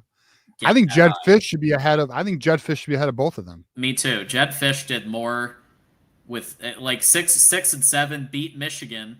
So yeah, I mean, I think he should be higher than the other Luke two. Fickle should not be there. He sucks at Wisconsin. Keep it moving. Greg Shiano, Schiano should be higher. I'd put him ahead of Luke Fickle. I'd put Shiano ahead. I'd put Jed Fish ahead. Jonathan Smith, 13. Yeah, just because of his time at Oregon State, man. See, that's bullshit. All right, right Purdue. there. Sharon Moore. Yeah, Sharon Moore needs to be ahead of Jonathan Smith. Yeah, I think Sharon Moore. I would put Sharon Moore at like 11th or 12th. Yeah, definitely ahead of Perdone. I would put Sharon Moore ahead of Luke Fickle. They're just counting his Cincinnati run. Yeah, I think that's 11th blatant. or 12th. I think is right. 11th or 12th. So he needs to be higher. 15 is blatant disrespect. The only ones above below are Loxley, Deshaun Foster. I actually think David Braun could be a little higher given what he did his first year. Yeah, the rankings at the very top made sense to me. But then as you go lower, it makes me think they don't watch college football or they haven't been following the last year or two. And because I just don't understand why some of them are so high. Like PJ Fleck is that's PR. That is entirely PR. Yeah, what has PJ Fleck done? He beat Penn State one time in 2019. One time at Minnesota in a snowstorm. Yeah. Yeah, it's pretty wild. Well, anyway, thanks for that topic there. That was a good topic. That was good. That was actually very Appreciate cool. All right. Wolverine Warrior, member for 2 months, figured out how to change my handle. Thanks. Appreciate. So it does sound like it's possible. You can change your handle. If this change is going to be permanent this time, because I know I've seen it kind of change off and on, but if it is going to be permanent, I got to change mine too. So thank you so much for 2 months of membership. Dave Rose, anything on Brady Prescorn? Unfortunately, no. Marlon really Klein has gotten some noise. Brady Prescorn has not. Yeah. There's not been a lot of buzz with Brady Prescorn. And I was very high on him coming out of high school. So unfortunately, no, there's not been any real smoke or buzz with Brady Prescorn. We'll see though, Yeah. Maybe we'll hear something and maybe he'll get some opportunity this season. Zach Marshall, Deacon Tonielli, watch out for both of them to get some time with kind of Hogan Hansen coming back from some injury. Marlon Klein obviously is going to be tight end 1, but I think you might see some Zach Marshall in the blocking schemes more. Tonielli maybe more in the passing, but haven't really seen much about Prescorn. Mm. Okay, Daniels for the 499. Haynes and Marshall are a very underrated running back duo. Would not be surprised if they're both close to 1,000 yards by the end of the year. Holy crap.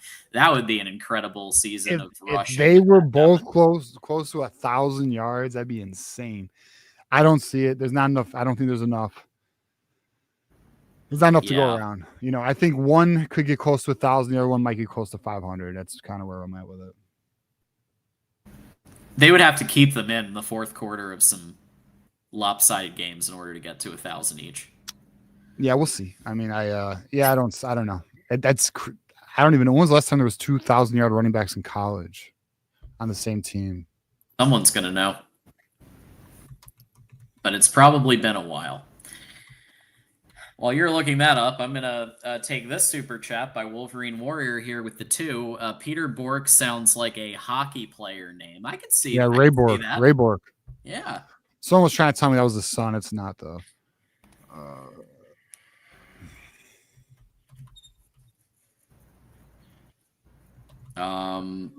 Hogan Hansen account has been injured.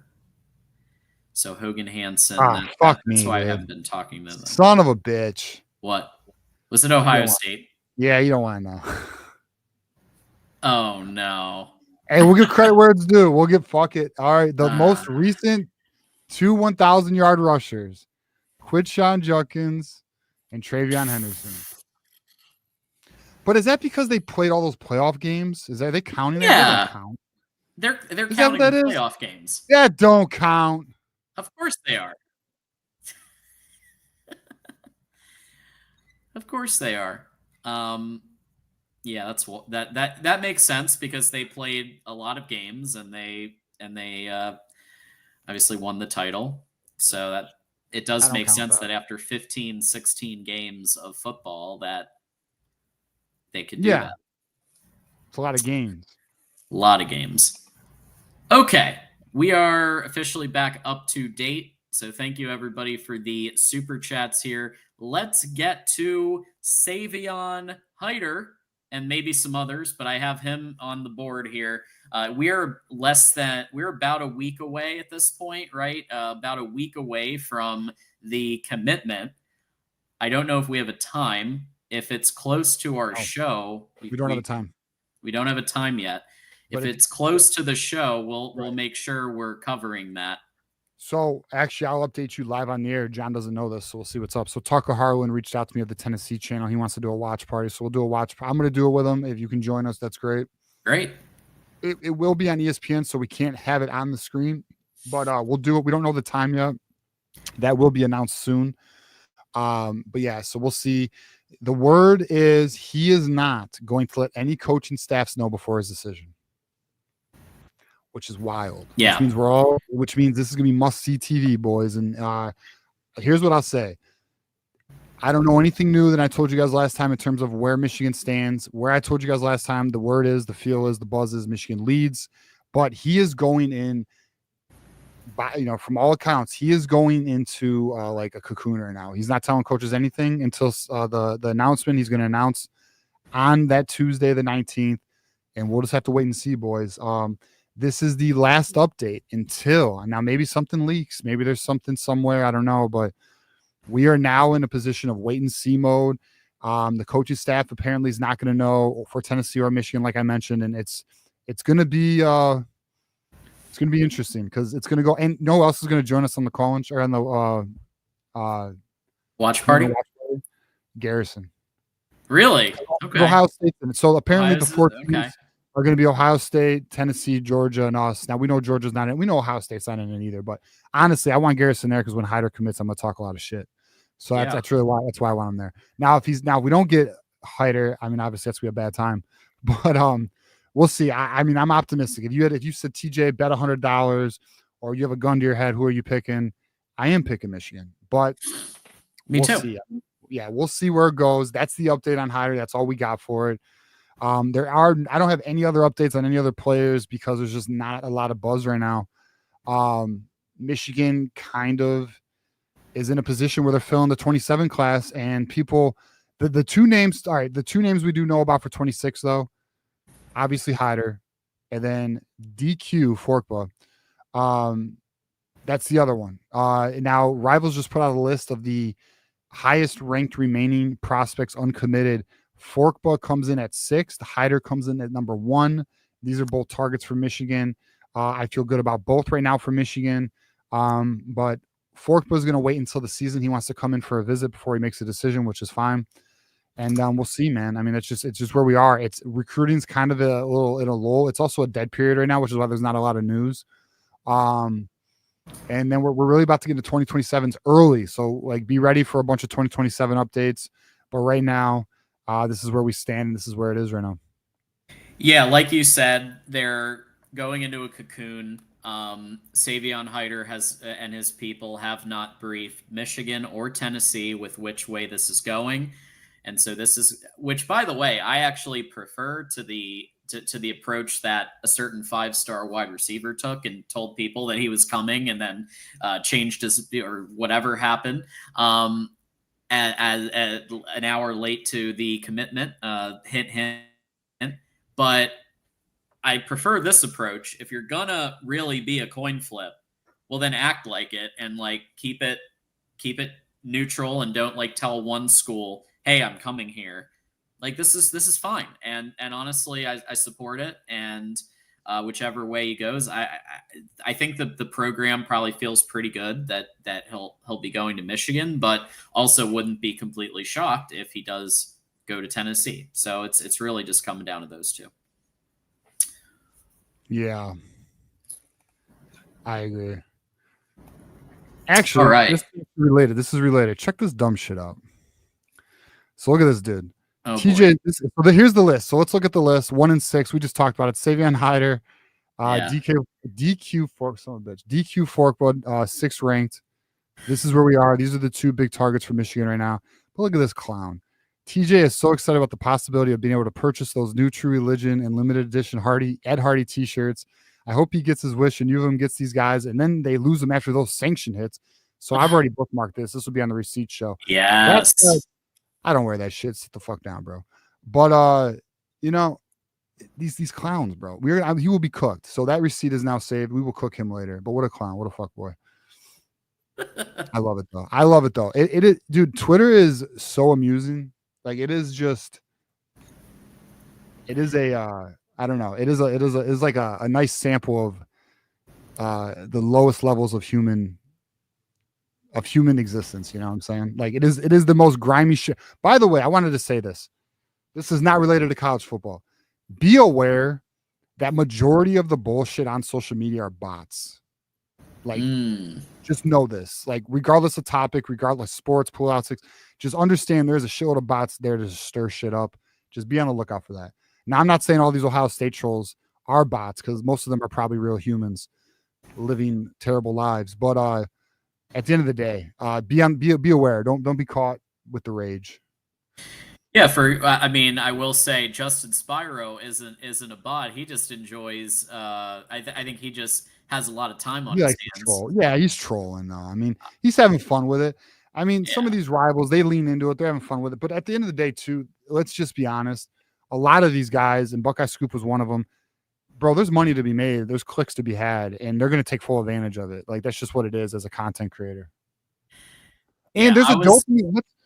Not to cut you off, John. I'm sorry, but there's a dopamine hit as well. Like there is a feel good to getting a high response to a post or a video or whatever. And a lot of these guys chase that shit. And I'd be lying to you too if I don't. I'd be lying to you if I said I don't never post. And I'm like, ooh, this is a good one. I'm expecting this one. I'm expecting this one to hit. Stir the pot a little. Yeah. I've been there. But then I'm out with my fiance. We're watching Superman.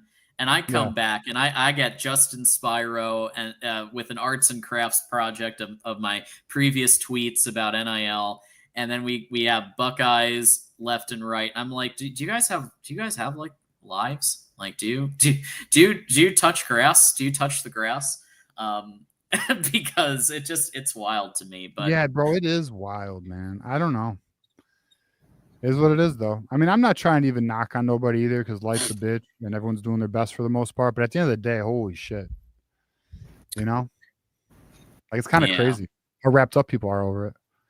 We got Courtney Harper with the 5. Michigan almost had 2,000-yard rushers twice. Haskins Corum and Corum Edwards. I read Prescorn is doing better. He's healthy. I think Edu. Oh, I'm not even going to try on that one. Is a sleeper. Edu Pakai, I think is what or something like that. Edu Pakai, I don't know. Yeah. Close enough. Yeah, I don't know. Good shout though. Yeah. Haskins Corum and Corum Edwards both. I do remember, especially that one Penn State game when Corum and Edwards ran combined for almost 500 rushing yards. So I do believe that that they probably got pretty close. I'm gonna look right now. I don't know if I gotta. I don't remember Edwards being that close to 1,000. Edwards has never been. Oh yeah, 991 in 2022. Yeah. Oh man, that's close. It fucking is close. What was Corum in 2022? Let's look this up.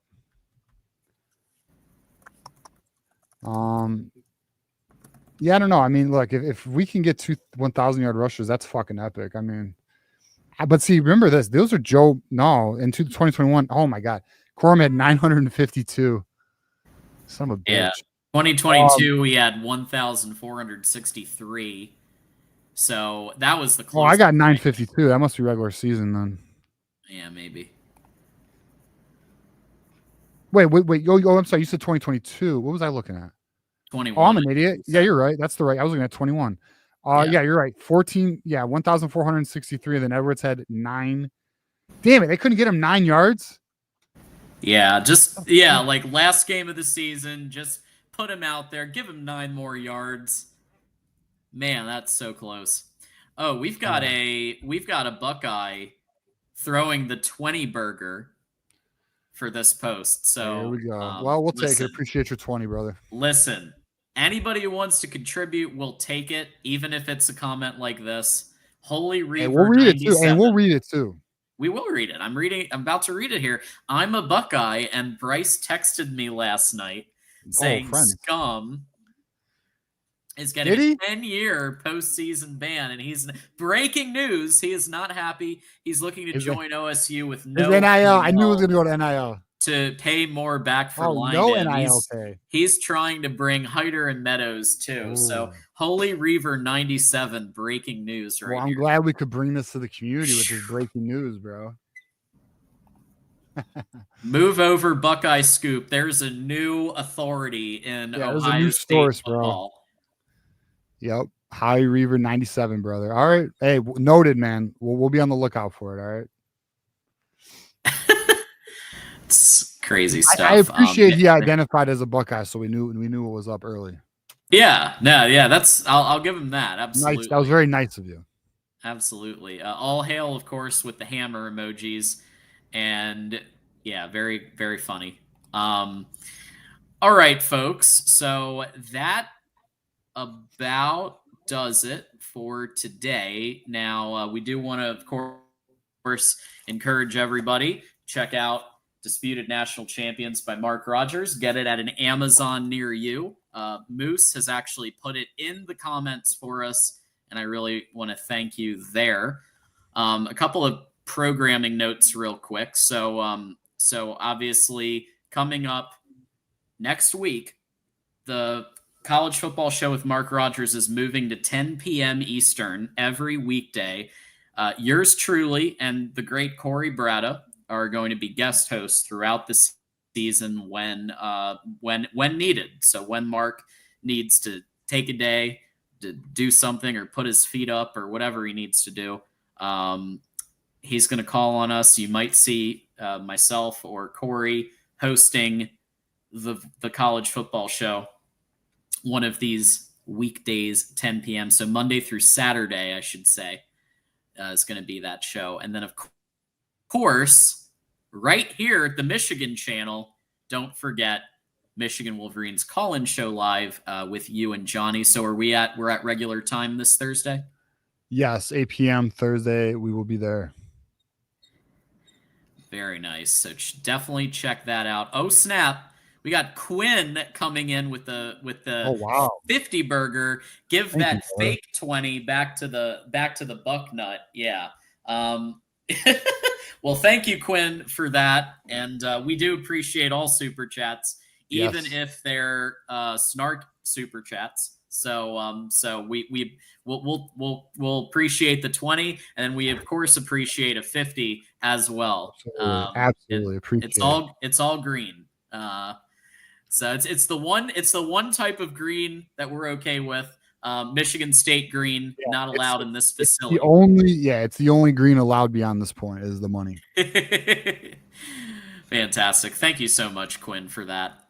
All right. And with that said, we do have a new video to end the show with. But before we do that, obviously, I encourage everybody to follow us on X at TJ_Ronin, at John Diadamo. You got him right here in the description. Any final thoughts for us, TJ?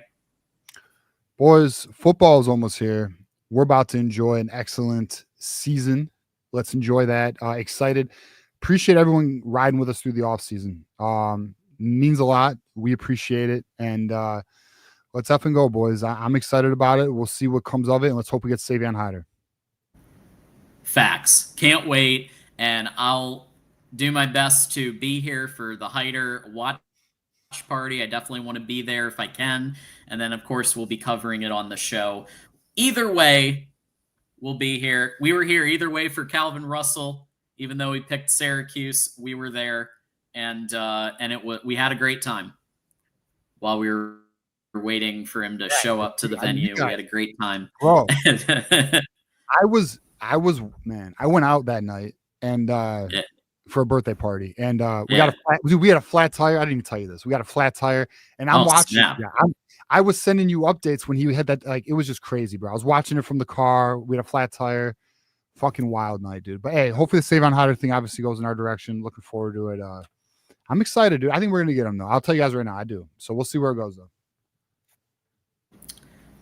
Absolutely. Watch this space. And so to end the show today, we do have a promo for Voice of College Football Bets. That's the Mark Rogers betting program that you can check out and get smart, get intel for your betting for the season with Voice of College Football Bets. Until next time, it's always go blue, and we'll see you soon.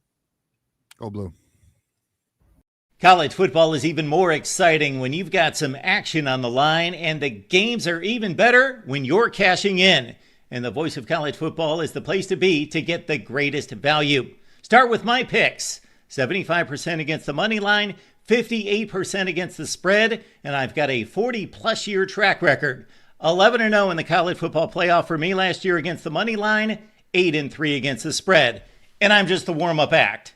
Steve Merrill of Wager Talk is our ace in the hole, show stopper. 7 years with the Voice of College Football, over 30 years in the industry. Steve gives us analysis on all the big games, but you can't miss Steve's weekly under-the-radar pick. 28-12 against the spread the last 3 years. You also get picks from some of our top analysts here at the Voice of College Football, including Corey Bratta, Matt Zemek, and Steve Dace. Check out those numbers. Become a YouTube or Patreon member for just $99 per month. Go to the main channel on YouTube, click join, and then select the betting tier. Do the same thing on Patreon. Make 2025 a winner now.